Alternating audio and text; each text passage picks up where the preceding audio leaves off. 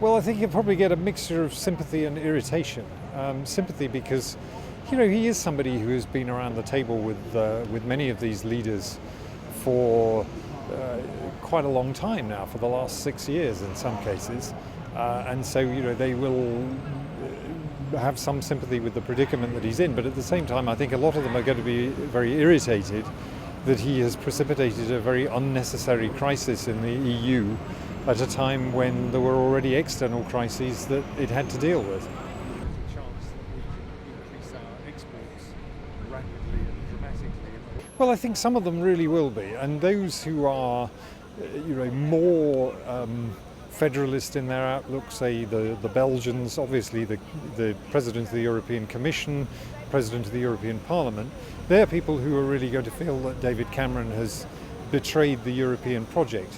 But I think Donald Tusk, probably as President of the Council, probably does speak for the majority of European political leaders in saying that this is a sort of a great wake-up call, and that Europe can't just carry on as though the answer to everything is more integration. It has to take some account of where European public opinion is.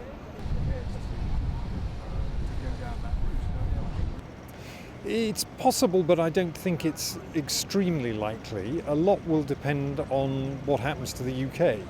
And that obviously is going to be one of the considerations for European leaders as they think about what are the terms of the divorce settlement and what terms do you offer for the post-divorce relationship.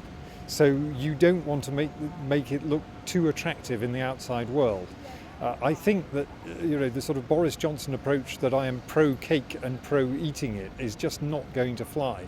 European leaders are going to say, well, you have a choice, it's a binary choice, and that's that.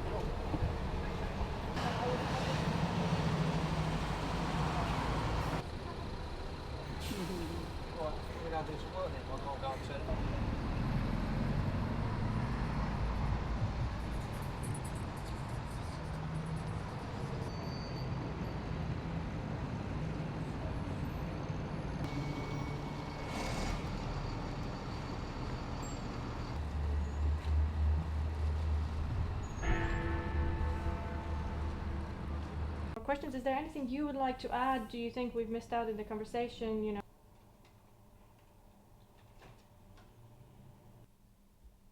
Summit will state very clearly, look, the single market is for those which are members of it. Once you leave the single market, it's finished with the freedoms of the single market, the freedom of movement of persons, goods, services and capital.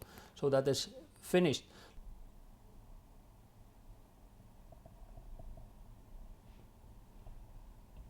First of all, they will say, look, insist on the UK to invoke Article 50 rapidly to clarify the situation. And then secondly say, look, we see that this was also a major challenge for the EU as a whole, not only for Britain, but also for the EU as a whole. We need to go on. We cannot accept the status quo as we have it for the time being. We need to move on with institutional reform, which has to do with, for example, the role of the Parliament, the number of commissioners, the creation of a separate Eurozone president, a permanent president for the Eurozone, which may become over time a Minister of Finance of the EU, etc. There are many things on the agenda which will now finally move, which haven't moved for many months and even years because, for example, we didn't want to do it because of not upsetting the Brits.